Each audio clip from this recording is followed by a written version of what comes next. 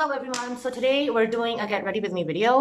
Abhi amma ne bola hai that we have to go see one of her cousins who just came, and we're just gonna do. हमें कैसा makeup करना चाहिए जब हम किसी से मिलने जाते हैं, not overly done, not underly done. So what I'm just going to do is मैंने अपना मुंह धो के already प्राइम कर लिया, स्किन को मॉइस्चराइजर लगा लिया है, concealer, mascara, eyebrows, contour, blush and lipstick. So let's get that started. हाँ, अगर बीच में मेरा दिल कर गया to have some eyeshadows or whatever to work in, then I might just do that. Or most likely I'm not going to do it because overdone हो जाता है, right? So in this video I wanted to answer a question that I received from one of the viewers, and it really touched my heart because this was from a young lady who had lost her husband at the age of 38 or 39 suddenly to a disease, and she asked me कि मैं अब how do I go on. मुझे बहुत तकलीफ हुई and I can understand her pain because ज़िंदगी में कभी कभार ऐसा अचानक हो जाता है जो आप एक्सपेक्ट नहीं कर रहे होते.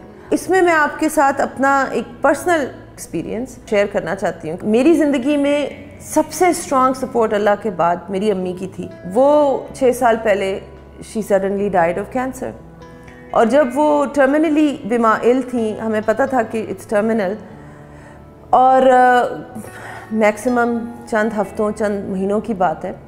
तो मैं अमेरिका से वापस आई and I sat down with my father because मेरी ज़िंदगी में अगर कोई सब्र का एग्जाम्पल है, रज़ा ब रज़ा इलाही का कोई एग्जाम्पल है, तो दैट्स माई फादर. तो मैंने अपने अब्बू से बैठ के कहा कि अब्बू, how do I come to terms with the fact that she is going to die.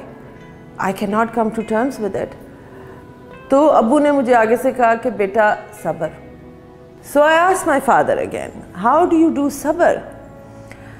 तो अब्बू ने मुझे एक चीज़ कही जो मेरी ज़िंदगी में बहुत ज़्यादा दफ़ा उसके बाद मैंने वो यूज़ किया. It has been a huge guiding light for me.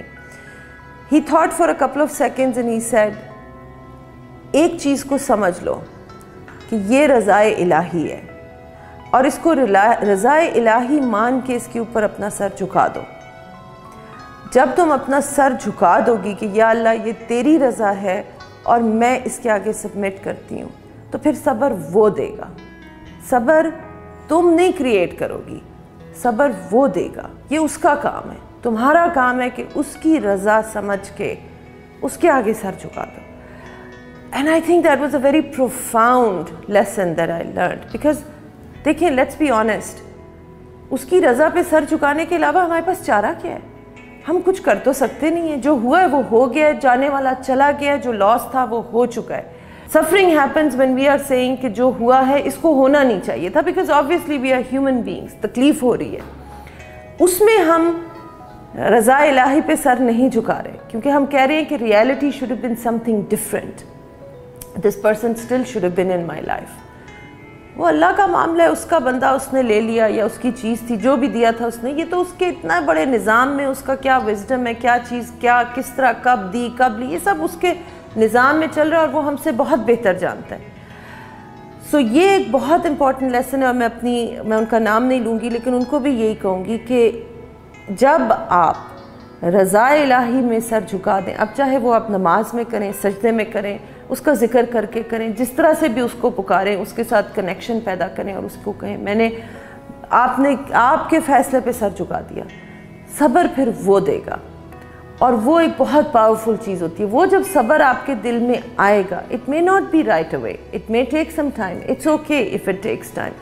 और बाय द वे, सब्र का मतलब ये नहीं है कि आपको तकलीफ़ नहीं होगी. सब्र का मतलब ये भी नहीं है कि आप रोएंगी नहीं. होगा, ये सब कुछ होगा, लेकिन एक साथ साथ वो जो feeling of not being supported, कि जैसे आपके पाँव के नीचे से ज़मीन निकल चुकी है और अब आप गिर रही हैं, वो चीज़ ख़त्म हो जाएगी.